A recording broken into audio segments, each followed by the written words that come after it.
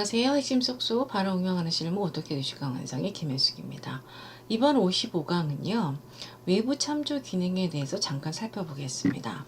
외부 참조라는 기능은 현재의 도면에 다른 도면 데이터를 참조하는 용으로 갖고 오게 한다거나 지금 여기 보이시는 것처럼 이미지 같은 경우도 참조할 때 갖고 오게 할 수도 있겠습니다.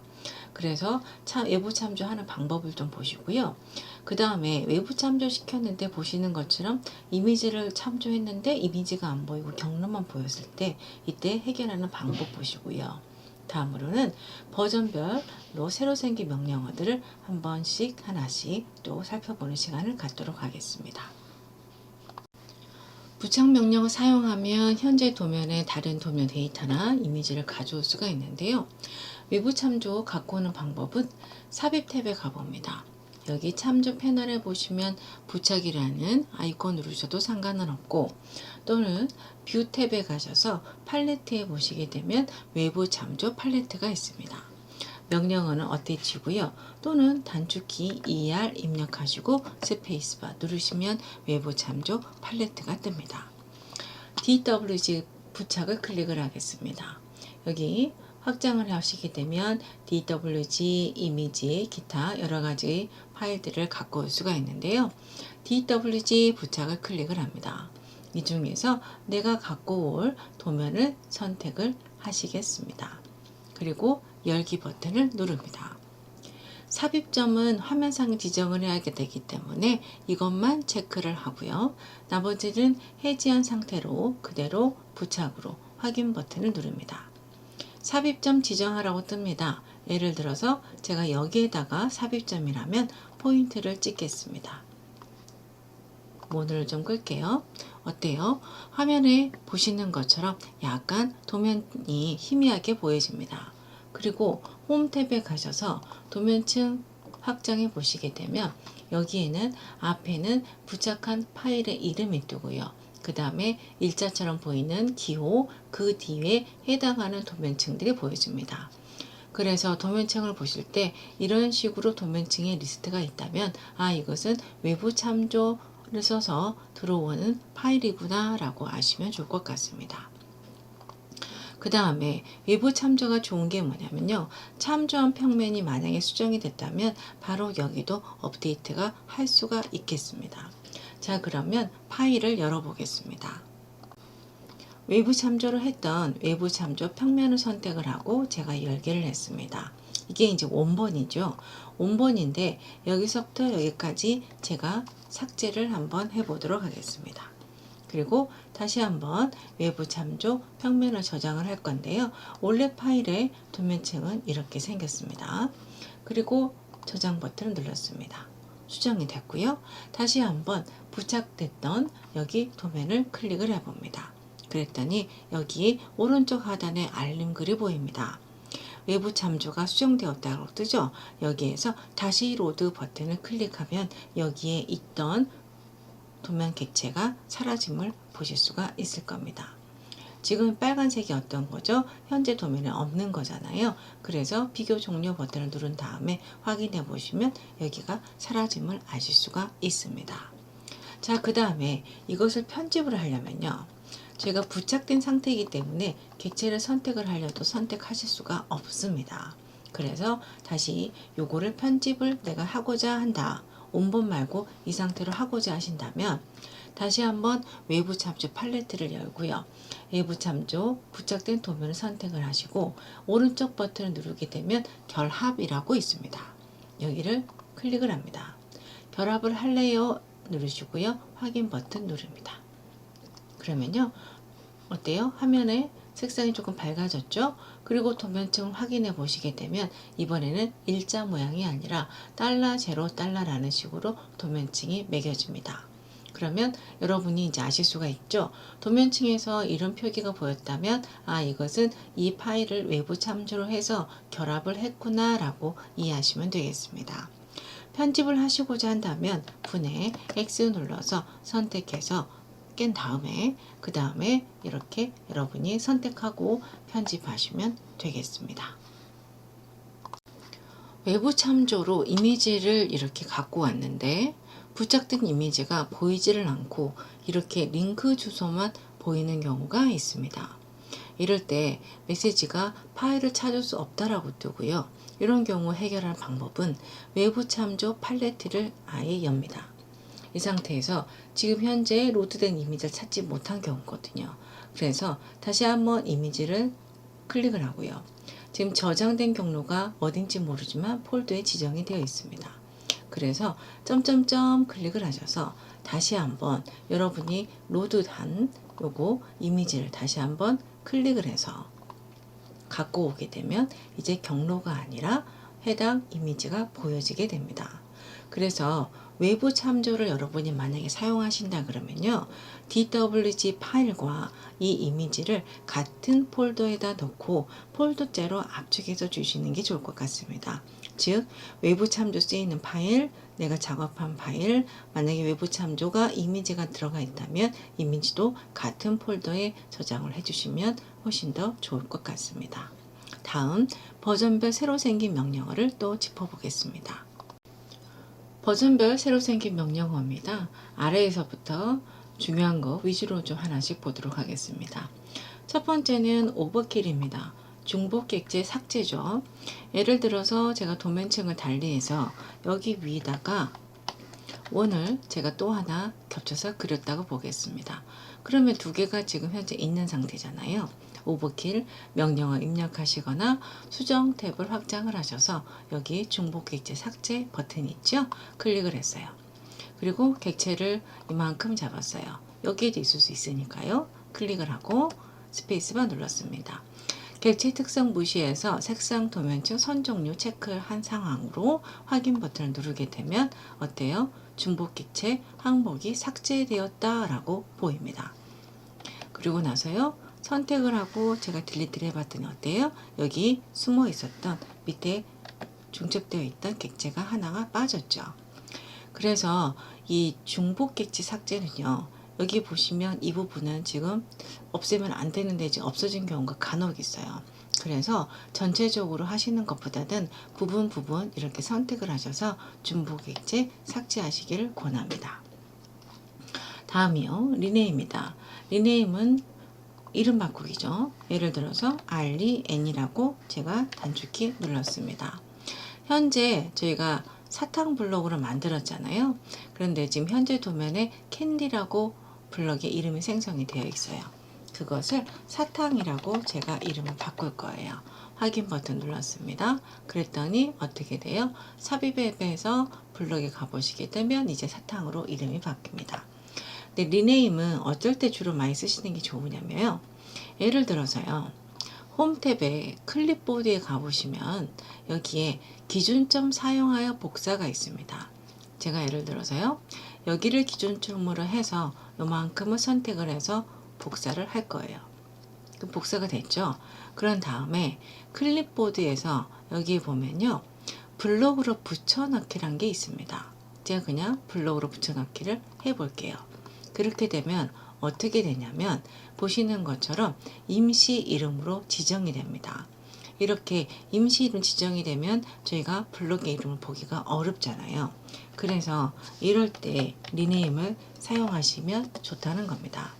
임시 이름이 있었잖아요. 여기에서 제가 심벌로 이름을 바꿔볼게요.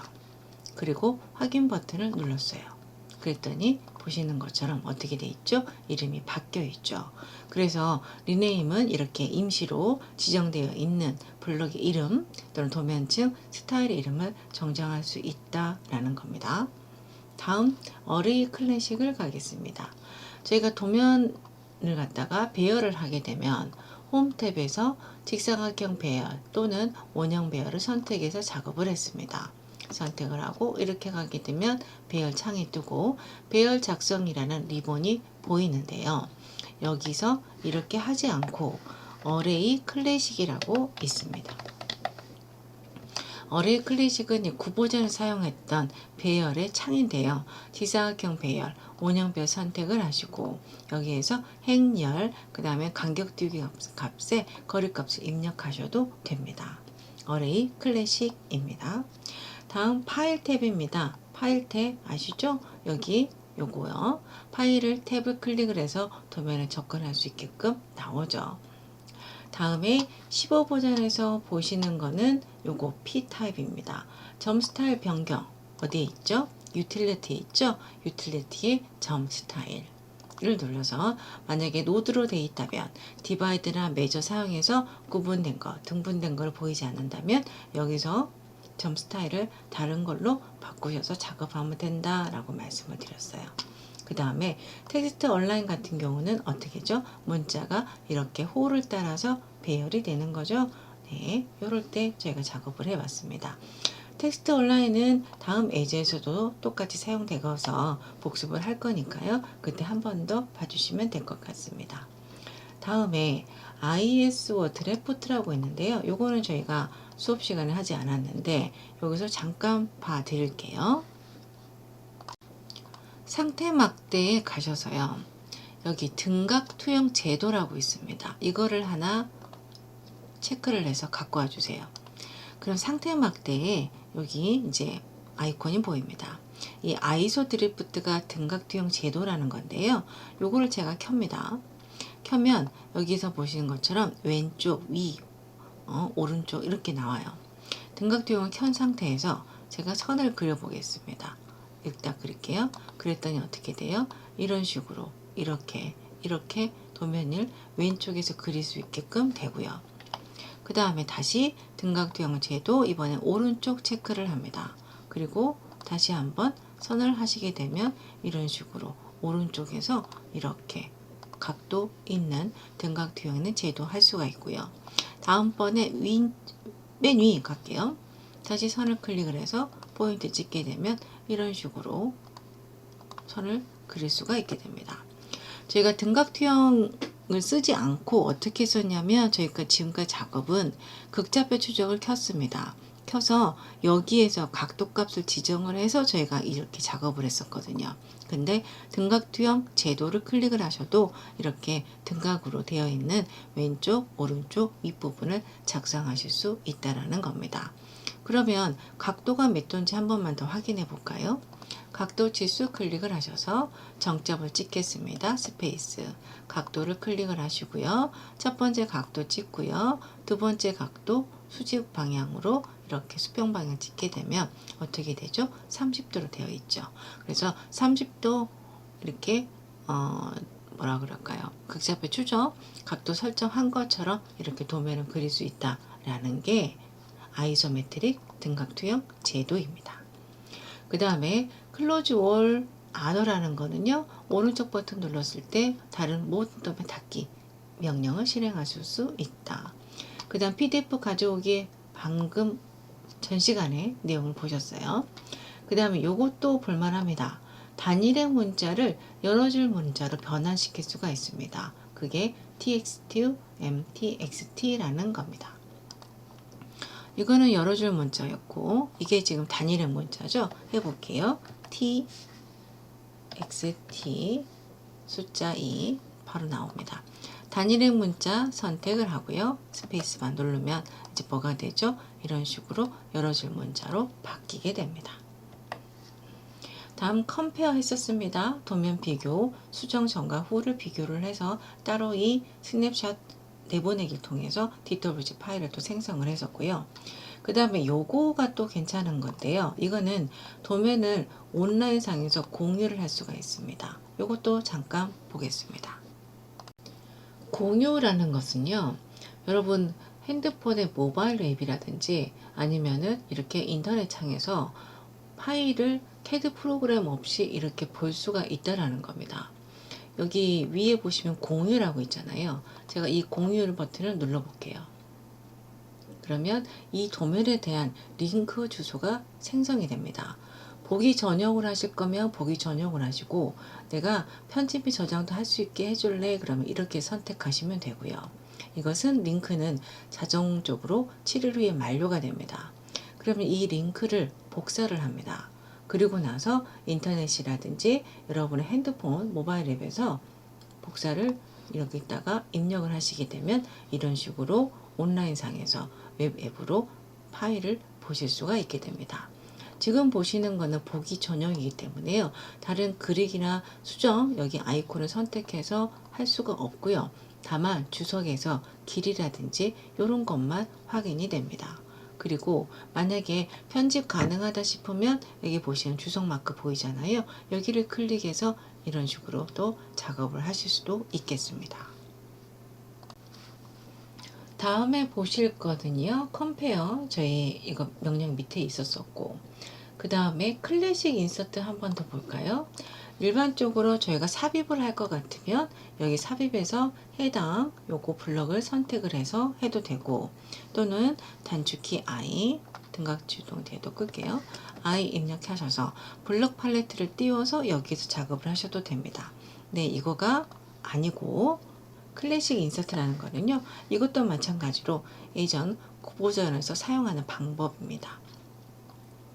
삽입창이 떠서요. 여기서 찾아보기 버튼 눌러서 블럭을 찾을 수도 있고 현재 도면에 있는 거는 여기서 확장을 하셔서 여기에서 클릭하셔서 작업하셔가지고요. 클릭을 해서 이런 식으로 바로 삽입도 가능합니다. 그 다음 블럭 팔레트 열기 닫기 있고요. 요거 있죠? 브레이크, F포인트, 점에서 끊기. 저희는 BB로 저희가 단축키를 생성을 해서 작업을 했었어요. 단축키 한 번 더 보시면 관리 탭에서 별칭 편집 선택을 해서 저희가 메모장을 띄웠죠. 메모장에서 브레이크 F포인트라 그래서 저희가 BB로 만들었었는데 생각나실까요? 이렇게. 그래서 단축키 생성을 하시고 다시 한번 캐드를 끄고 재실행을 하시게 되면 이제 그 명령어를 사용할 수 있다라고 말씀을 드렸습니다. 다음은 카운트입니다. 카운트는 현재 도면에서 블럭의 개수를 계산합니다. 카운트라는 명령을 입력하셔도 되고요. 또는 어디 있을까요? 뷰 탭입니다. 뷰 탭에서 팔레트에 보면 여기 개수라고 나옵니다. 개수를 클릭하면요. 얘가 어떻게 해요? 카운트를 해줘요. 아, 심볼이 한 개 있고 사탕이 4개 있고 이런 식으로 알아서 카운트를 해줍니다. 그래서 개수 창에서요. 해당 블럭을 선택을 하시면 얘가 이렇게 찾아줍니다. 보이실까요? 그리고 화살 표시 클릭을 하면 다음번 블럭들을 이렇게 하나씩 보여주게 됩니다. 그리고 다 보셨다면 또 X 표시 닫으시면 되고요. 이 카운트는 블럭을 자동으로 계산을 해준다. 그 다음에 2023 버전에서 새로 생긴 게 기준점 사용할 잘라내기입니다. 클립보드를 보시게 되면 저희가 기준점 사용하여 하는 거가 두 개가 있죠. 하나는 기준점 사용하 잘라내기 새로 생긴 커트 베이스, 두 번째는 밑에 보시게 되면 기준점 사용하여 복사 카피 클립이 또 있습니다. 여기는 컨트롤 시프트 C 카피 베이스 명령어이겠습니다. 그래서 잘라내기는요. 기준점 사용해서 잘라내기를 제가 클릭을 하겠습니다. 그리고 나서 이걸로 해볼까요? 기준점을 제가 예를 들어서 여기를 찍었어요. 그리고 객체를 선택을 했습니다. 엔터 눌렀습니다. 사라져 있죠? 이 상태에서 컨트롤 V 하게 되면 내가 지정한 거기 기준점이 알아서 삽입점이 됩니다. 근데 만약에 제가 그냥 컨트롤 X를 눌렀어요. 그리고 객체를 선택을 했습니다. 엔터. 컨트롤 V를 하시게 되면 보시는 것처럼 기준점이 내가 클릭한 지점이 아니기 때문에 나중에 다시 한번 이동을 해야 되는 번거로움이 생깁니다. 그래서 정확하게 기준점 필요하시다면 기준점 잘라내기 또는 기준점 복사를 사용해서 작업하시면 더 좋을 것 같습니다. 기준점 사용하여 복사는 커트 베이스 명령어입니다. 다음으로 아크 텍스트입니다. 어떠죠? 문자를 호를 따라 배치입니다. 저희가 연습 문제를 통해서 문자 쪽에서 하나 해봤죠. 어디 있나요? 또 찾으려니까 안 보이네요. 여기요. 여기에서 윈터랑 여기 스페셜 글자를 호를 따라서 배열을 해봤죠. 저희가 뒤에 연습 문제를 통해서 다시 한번 이 부분은 복사를 하도록 하겠습니다. 자, 그 다음 마지막에 2024 버전 새로 생긴 활동 정보 팔레트입니다. 뷰 탭을 클릭을 해봅니다. 여기에 사용 내역에 보시면 활동 정보라고 있고요. 활동 정보 클릭을 하면 내가 이 파일을 어떻게 편집을 했는지, 어디서 뭘 했는지 이런 내역들을 확인하실 수가 있게 됩니다. 네, 이상으로 버전별 새로 생긴 명령어를 짚어보는 시간을 가졌습니다. 다음 시간에 예제를 통해서 또 최종적으로 복습, 그리기, 작성해 보도록 하겠습니다. 수고하셨습니다.